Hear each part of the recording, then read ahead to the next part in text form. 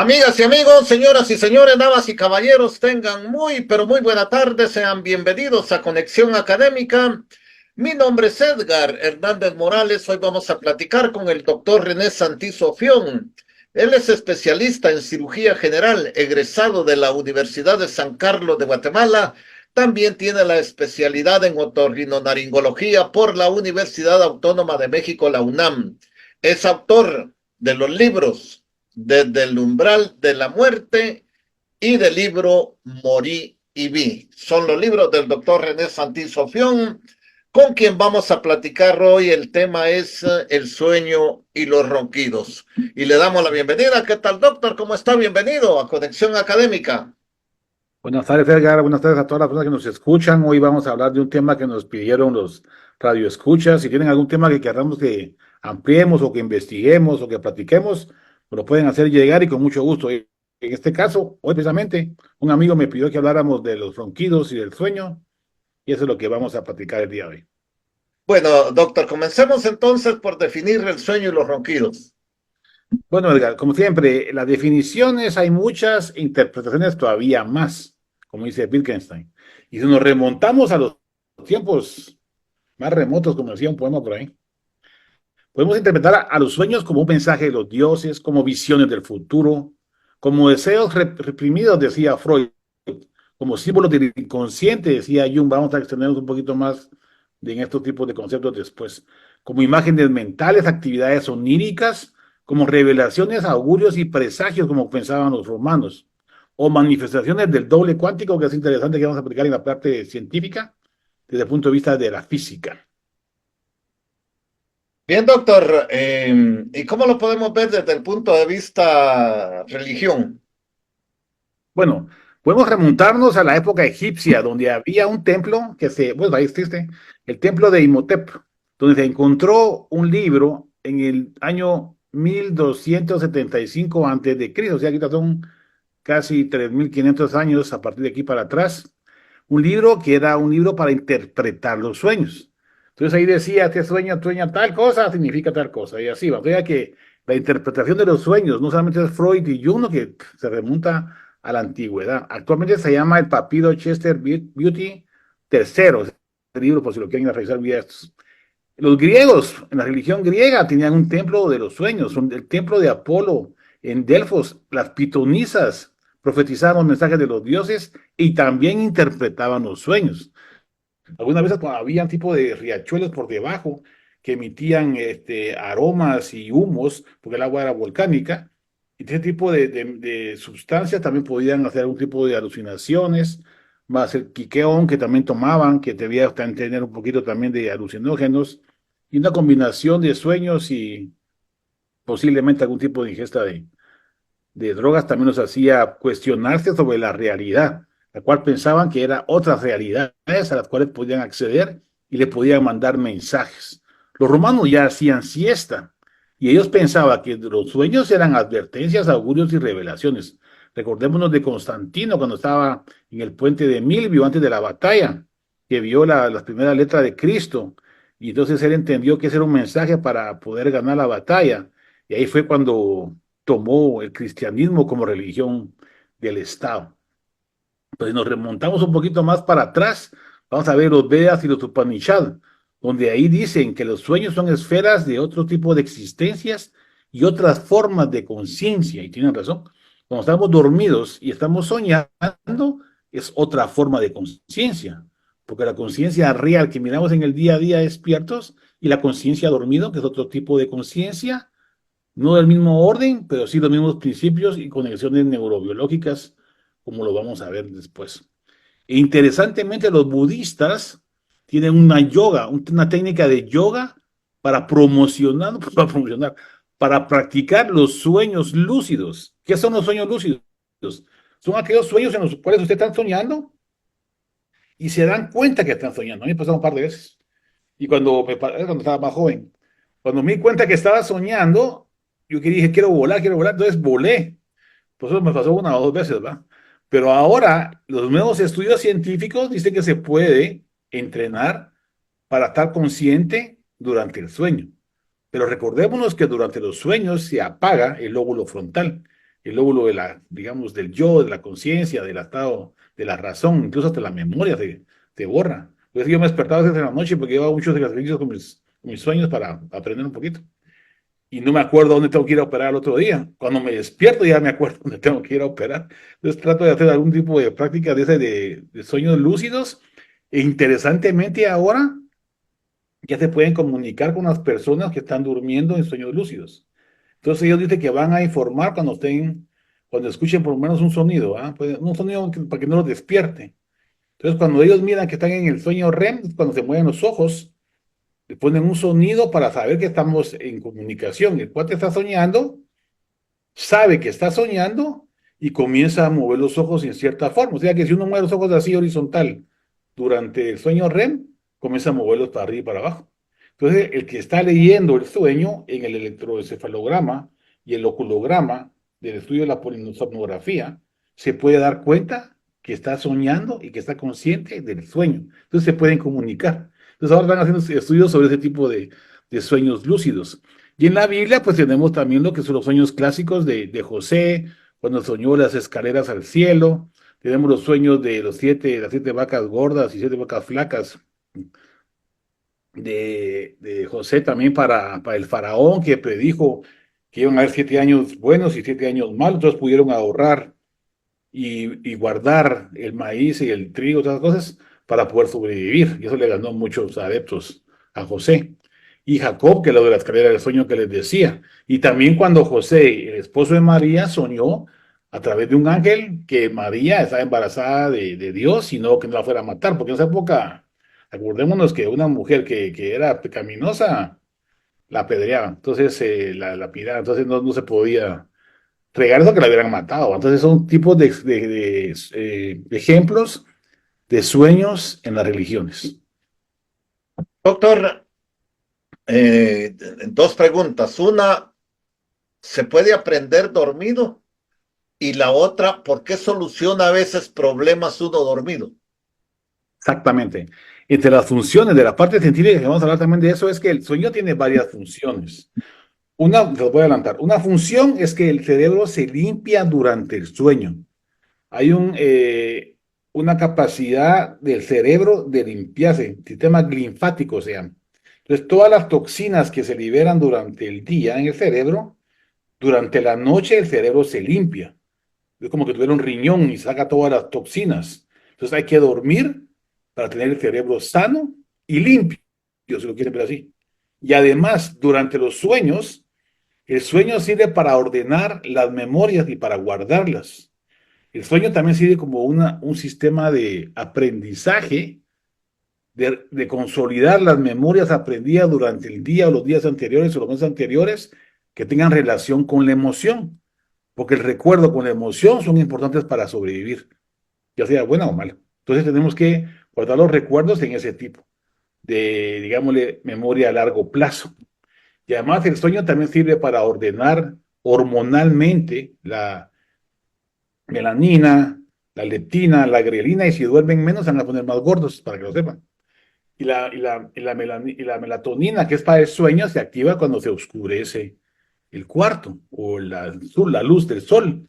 Por eso no es bueno estar leyendo, viendo cosas en internet y en el teléfono y todo, porque entonces esa luz blanca nos deja sin poder dormir bien. Entonces lo vamos a ver un poquito en la parte ya científica. Primero vamos a hablar un poquito de la filosofía. Y sí aprendemos un montón. Incluso yo me acuerdo que estaba estudiando con un cuate que siempre me ganaba los exámenes, era el primero de la promoción. Yo decía, ¿cómo hago para ganar ese cuate? Entonces me fui a estudiar con él. Pero sí era un poco exagerado. Yo jugaba fútbol y todo, pues, pero él, el examen era, creo que era sábado, en la mañana. Entonces, sábado en la tarde, descansaba, miraba Campiña, me acuerdo yo, y después de Campiña, a las 7 de la noche, comenzaba, 8 de la noche, me acuerdo, comenzaba a leer 6 horas diarias. Se leía de 6 a 12 el día sábado en la noche. El domingo leía 4 horas en la mañana, 4 horas en la tarde y unas 5 horas en la noche. Y así se pasaba todos los días. Yo con él a la par, ¿verdad? Estudiando, para ganarle, según yo. Bueno, no le gané. Y ese día viernes, antes del examen, no durmió. Entonces dije, mira, vos, yo ya no aguanto, yo tengo que dormir un ratito. Entonces me acuerdo que me quedé medio dormido. Yo le dije, mira, ¿sabes qué? Yo voy a seguir oyendo, vos lee y después leo yo para que el otro lo oiga, ¿está bueno? Entonces él siguió leyendo y yo estaba escuchando, me acuerdo, porque entonces en el examen vino una pregunta que él fue el que la leyó durante ese periodo de tiempo y yo la contesté y él la tuvo mala. Decía, ¿cómo es posible si yo estaba dormido, pero algo aprendí en eso? Entonces quiere decir que uno también sigue aprendiendo, pero no es para como para aprender inglés en la noche, como dicen algunas cosas, eso no sirve así porque lo va a estar despertando, pero sí tiene una función de memoria, tiene una función de aprendizaje, tiene una función como es un simulador. El cerebro simula todas las posibilidades que puedan ocurrir durante el día, la noche y los demás días después. Entonces, esos sueños premonitorios son el cerebro que está practicando e imaginando y simulando cosas que puedan pasar. Entonces, cuando nos pasa, ya estamos preparados psicológicamente y mentalmente para solventar la situación. Entonces, cuando repetimos un sueño muchas veces, es porque el cerebro está tratando de buscar las soluciones a esos problemas y posiblemente las encuentren. Por eso es bueno lo que decían las abuelitas. Voy a consultarlo con el almohada. Tienen que hacerlo. Si quieren saber una solución de algún problema, piénsenlo antes de dormir. Y eso les va a dar ciertas posibilidades. Y puesto que los sueños que se volvieron verdad, como los de Jung, había un su amigo que era alpinista, le fue a decir a Jung que le leyera sus sueños, dado que ellos también interpretaban sueños, decían ellos a través de los símbolos, decía Jung, y como deseo reprimido decía Freud, va. Entonces este cuate le cuenta que estaba subiendo, que era alpinista, va al Everest y sueña que se va a caer. Entonces le dice, mira, ten cuidado, porque eso puede ser que te vas a morir, y se murió a los 15 días. Pero ¿qué pasó? Que los sueños son posibilidades. Entonces lo que estaba practicando su cerebro era la práctica del alpinismo en el paciente alpinista que le contó a Juno que había soñado. Entonces, ¿qué es lo que hago yo cuando voy a operar?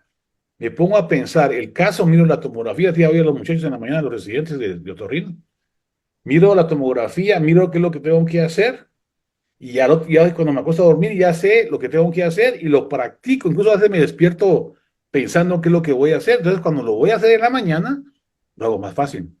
Entonces, si estudio el caso, si investigo y si reviso el caso como debe ser, al otro día lo hago rapidísimo y lo hago bien. Entonces, quiere decir que uno está practicando. Los grandes jugadores de golf, de tenis y los campeones mundiales y campeones olímpicos también practican en la noche. ¿Cómo hago para tirar el tiro libre que entre el ángulo Messi, por ejemplo? O Maradona, quien sea, seguro lo practicaban también en la noche. Practicaban todo el día. El día estaba viendo que Messi llegó a entrenar a las 8 de la mañana y el entreno era a las 10, pero comenzaba a practicar antes. Entonces eso te va guardando ahí en la memoria, en el inconsciente. Y eso nos puede servir mucho. Doctor, ahora bien, antes de entrar a la filosofía, doctor, y digamos uno con los ronquidos interrumpe todo ese proceso. Exactamente. Porque el ronquido, por definición, es el sonido producido por el paso de aire en una estructura de la vía aérea superior, de la laringe hasta la nariz. Entonces, si hay algo tapado ahí durante la respiración nocturna, al vibrar produce el ronquido. Pero el problema del ronquido es que si uno está roncando y deja de respirar, se convierte en apnea. Y la apnea es que uno no está respirando. Y si deja de respirar por ratitos, no le llega oxígeno ni al cerebro ni al corazón. Entonces, ¿qué puede pasar? Le puede dar un infarto, puede dar una muerte súbita en un niño. Se hizo que los niños que se mueren en la cuna, puede ser que hayan tenido una apnea del sueño. Incluso Lilith, que es la primera mujer de Adán, decían que era ella la causante, bueno, esa era una mitología judía, ¿va? Que Lilith, la primera mujer de Adán, era que se mataba a los niños en la noche. Y entonces pensaban que esa muerte súbita, que todavía la miramos hoy en el día a día y en la parte médica, es provocada por apnea del sueño, por roncopatía. Entonces, la falta de respiración por roncar mucho y estar muy obeso los puede matar. Les puede dar presión alta, les puede dar diabetes, les puede dar obesidad, y es un círculo vicioso. Entre más gordo, más ronca y más apnea y va a morir. Entonces, hay que tener cuidado, no todo, ¿va? Es un porcentaje, pero hay que cuidarse. Hay que hacer una buena alimentación, hacer ejercicio, dormir bien, comer sano, es fundamental para una buena salud. Entonces el ronquido no es normal y la apnea peor. Entonces si tiene un ronquido en el cual el ronquido se escucha por fuera del cuarto, es un estado avanzado. Hay que consultar con un especialista como Torrina, por supuesto, estamos para servirles. Y eso hay que consultarlo, hay que tratarlo, y hay apneas producidas por problemas a nivel cerebral y neurológicas y por problemas a nivel de la vía aérea, que puede ser a nivel nasal, como los tabiques y los cornetes, a nivel de las adenoides en los niños sobre todo, las amígdalas muy grandes también en niños, y también el problema del paladar flácido y la grasa en la base de la lengua, el cuello corto y la obesidad. Entonces, todos esos factores influyen y hay que tener cuidado porque es una situación peligrosa para cualquier paciente, sea este niño, joven, grande o anciano. Doctor, ¿y la filosofía? Bueno, entonces tenemos, por ejemplo, el concepto platónico en la República sobre el sueño.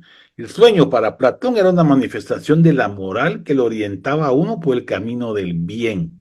Aristóteles, en un libro que se llama Insomnis, decía que era una actividad sensorial de experiencias recientes y naturales. No había nada de mensaje de los dioses, ni nada de premonición, ni nada. Era una cosa normal, decía Aristóteles, ya desde hace cuánto, hace 2500 años.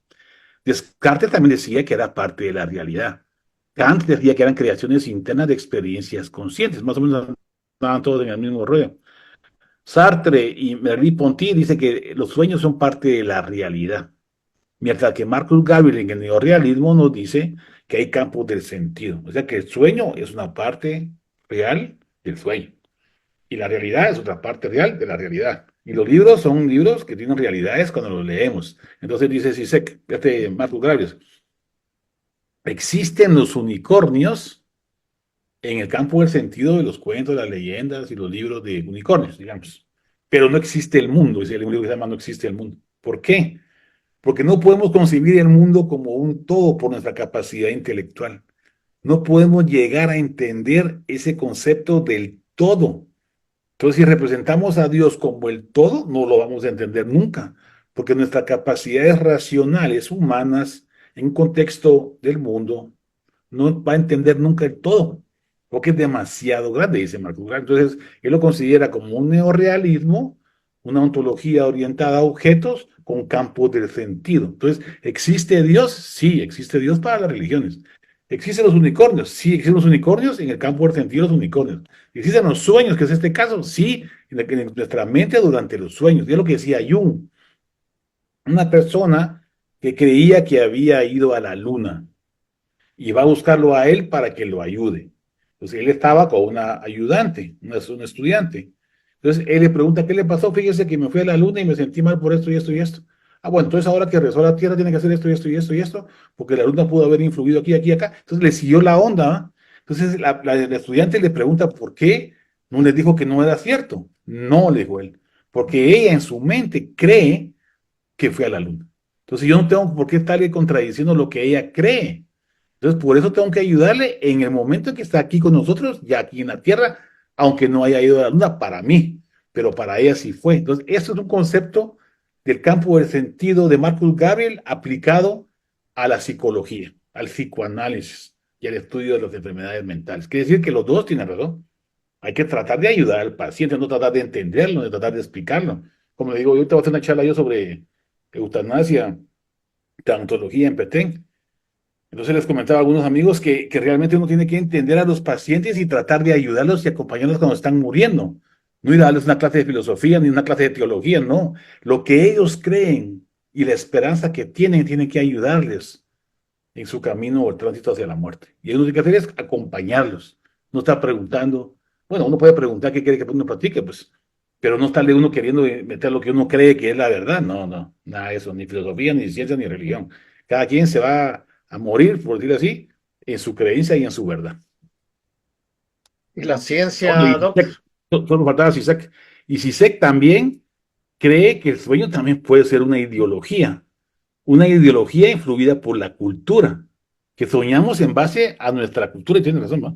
Porque nosotros no soñamos cosas así. Bueno, yo no voy a soñar, por ejemplo, el ruso, ni voy a soñar que estoy en la luna volando en una nave espacial, porque no soy astronauta. Pero si fuera astronauta, sí estaría soñando con las naves espaciales y los satélites y todo eso. Entonces, cada quien concibe sus sueños en base a la cultura y su ideología, dice Zizek. ¿Y la ciencia, Doc? Bueno, entonces en la ciencia tenemos las interpretaciones de Freud, ¿va? Porque Freud decía que los sueños son deseos reprimidos. Y es interesante porque él se basa su tesis en un sueño que tuvo. Él tenía una paciente que se llamaba Irma y no la curó con psicoanálisis. Entonces estaba a darle vueltas a su cabeza qué era lo que estaba pasando, que no la podía curar. De repente él sueña que ve a Irma y Irma lo que tiene es un problema anatómico, o sea, un problema, una enfermedad que hay que dar tratamiento médico, no psicológico. Entonces lo que tenía Irma era una infección de la garganta. Entonces viene un cuate, su amigo, en el sueño, ¿no? Y le pone una inyección. Pero la inyección estaba contaminada, dice él, ¿va? En su sueño. Entonces que la culpa de la enfermedad y la falta de cura y la negación por parte del paciente era culpa del otro doctor, no culpa de él. Entonces, en base a él, está echando muerto al otro para quitarse el clavo que no había curado a la paciente en la vida real. Y lo que soñó fue cómo le echó el clavo al otro y la mujer seguía enferma. Entonces, quiere decir que él, en base a esos tipos de análisis del sueño, concibió el psicoanálisis como una interpretación de la mente humana a través de los sueños o no, y una interpretación que él le da a lo que cree que tiene la paciente. Pero eso no se puede comprobar, no es científico. Incluso Popper dice que no es una ciencia la psicología porque no se puede reproducir ni comprobar con métodos experimentales, porque todo es interpretación. Entonces, si se cura, el psicoanálisis es bueno. Pero si no se cura, la culpa es del paciente porque tiene una negación a la cura. Entonces, ¿qué? No se puede comprobar. Entonces, ahí tiene sus bases, el inconsciente, el yo y todo demás, sí sirve para el avance de la ciencia y de la psicología. Pero una ciencia per se con el método hipotético deductivo no es. Yo creo que Popper y mucha gente dice que la psicología no es ciencia, pero yo creo que sí es parte de ciencia porque trataron de entenderlo en base a lo que tienen. Es una especie como de filosofía, pues aplicada, podemos decirle así. Después viene Jung y dice que los sueños son interpretaciones de símbolos o arquetipos del inconsciente colectivo. Quiere decir que nosotros lo traemos ya guardado en el cerebro, lo podemos interpretar como una base genética del concepto del lenguaje, por ejemplo, o el concepto de Dios, o el concepto del alma, o del héroe, dice él. Porque en toda la humanidad hay conceptos de ese tipo. Entonces, ese tipo de inconsciente colectivo, manifiesto en arquetipos, pueden ser interpretables en base a los sueños, dice él. Pero no. Entonces, por eso mismo él piensa, en parte sí, pero en parte no. Él piensa también que la historia del alpinista, él lo pudo haber dicho, interpretado y decirle a su cuate que no fuera, incluso se lo dijo, que no fuera a la montaña, que se iba a morir. Bueno, la posibilidad de morirse estaba ahí siempre. Y su cerebro estaba viendo las posibilidades. Y casualmente se murió, ¿no? Entonces, en base a eso, él decía que se podía leer un poco los sueños en base a esto.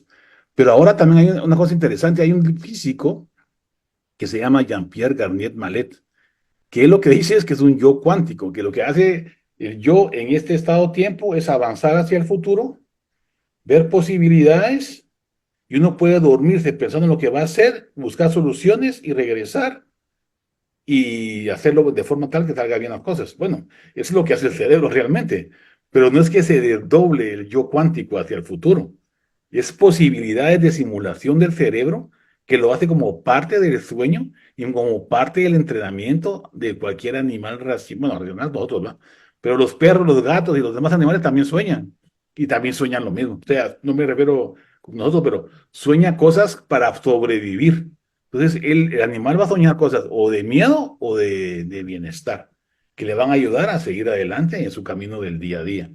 Luego sabemos que hoy por hoy el sueño nos sirve para simular, para entrenar, como descanso y limpieza del cerebro, como consolidación de la memoria, como técnica de aprendizaje, con simulación de amenazas, solucionar problemas que hablamos un poquito, regulación emocional. Estamos muy emotivos y muy emocionales durante el sueño, nos estamos recuperando de ese trauma, de ese miedo o de algunas cosas más para la mayoría de las personas. Ahora, cuando te vuelve un círculo vicioso, un trastorno obsesivo compulsivo, un síndrome de estrés postraumático, necesitamos otro tipo de tratamiento como el MDR que vamos a hablar otro día.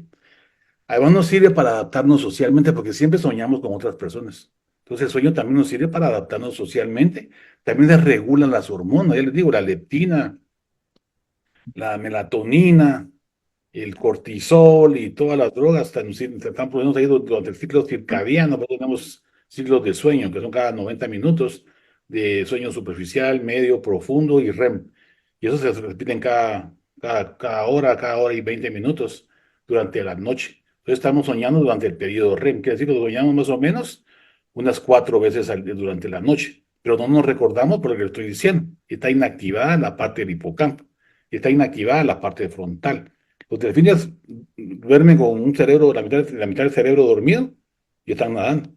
Los animales duermen con partes dormidas y nosotros dormimos con partes dormidas también. El lóbulo frontal y el hipocampo, por lo menos que estoy contándoles ahorita.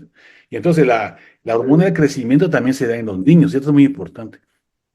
Si los niños roncan, no producen hormona de crecimiento durante el periodo REM y pre-REM del sueño. Quiere decir que eso les afecta para comer, para crecer, para la mandíbula, para la atención, para el crecimiento cognitivo y desarrollo de inteligencia y crecimiento pondural. Cuando uno opera a esos niños con ronquido severo y apneas del sueño, comienzan a crecer más que los demás. Incluso a mí una vez me operó un paciente que eran gemelas y una paciente comenzó a crecer y se desarrolló muy bien, la que había operado. Y cuando la mamá vio que la niña, la otra estaba quedando chiquita, me la llevó al año siguiente para que la operara porque ya le sacaba una pulgada por el hecho de haberla operado. Quiere decir que el tratamiento de la apnea del sueño es fundamental para todos aquellos niños que roncan, que tengan apnea del sueño, y es un tratamiento que se puede efectuar sin ningún tipo de problema. Otra cosa importante es que los niños recién nacidos duermen más. ¿Por qué? Porque están aprendiendo. ¿Y cómo aprenden? Con los movimientos oculares rápidos. Entonces, los bebés duermen 12, 14, 16 horas al día. Y poco a poco vamos bajando el sueño porque no tenemos muchas cosas que aprender, digamos. Entonces, ¿qué pasa con los viejitos? Con los ancianos. Duermen poco porque se despiertan a media madrugada, su ciclo circadiano cambia, las hormonas cambian, todo cambia, entonces duermen menos. Pero la siesta, hablando de dormir, es muy importante. En Japón han hecho estudios donde la gente que hace siesta rinde mejor. Entonces tenemos que tener cuidado con decir que no es bueno, hacer siesta, al contrario. Hay que regular las siestas para que sea más activo el paciente en las horas vespertinas. Doctor, ya para finalizar, por cuestiones de tiempo, doctor, ¿cuál sería la síntesis de esto? Bueno, así les puedo recomendar lo que se llama higiene del sueño para que duerman bien. La higiene del sueño significa tener un horario regular, un ambiente propicio, medio frío, no comer y cenar y comer muchos líquidos antes de dormir, por lo menos unas 2 horas antes. Es bueno hacer un ayuno intermitente de 12 horas. O sea, cenar antes de las 6 de la tarde y desayunar después de las 6 de la mañana, digamos. Si pueden más, mejor. Limitar las siestas, como les digo, está en duda. Hay que hacer una rutina del sueño con una luz apagada, no estar viendo computadoras, ni internet, ni teléfonos. Hacer ejercicios rutinarios en la mañana. La cama utilizarla para dormir y manejar el estrés con enfoque cerebral. Respiración en caja, que ya les enseñé. Oración, contemplación, reflexión, leer, pintar, escribir. Hacer algo enfocado que les guste para que te relajen, no estando en películas de miedo, ¿va? Y tratar la manera en la noche de no ver el reloj para no estarte despertando cada rato, ¿verdad? Entonces, hacer un hábito apropiado, hacer una rutina, poner luz baja, leer algún libro para que les dé sueño. Musiquita, un su té, un aromático y con eso. Bien, doctor, se nos terminó el tiempo en Conexión Académica y como siempre, pues le agradezco que lo haya compartido con toda la audiencia del 92.1 de Radio Universidad. Muchísimas gracias, doctor. Edgar. Bien, amigas y amigos, llegamos al final entonces de un programa más de Conexión Académica. Hoy estuvo con nosotros el doctor René Santizo Fión. Él es especialista en cirugía general egresado de la Universidad de San Carlos de Guatemala. También tiene la especialidad en otorrinolaringología por la Universidad Autónoma de México. Es autor de los libros Desde el umbral de la muerte y del libro Morí y vi. Con el doctor René Santizo Fión, el tema que platicamos hoy fue el sueño y el ronquido. Amigas y amigos, esto fue Conexión Académica.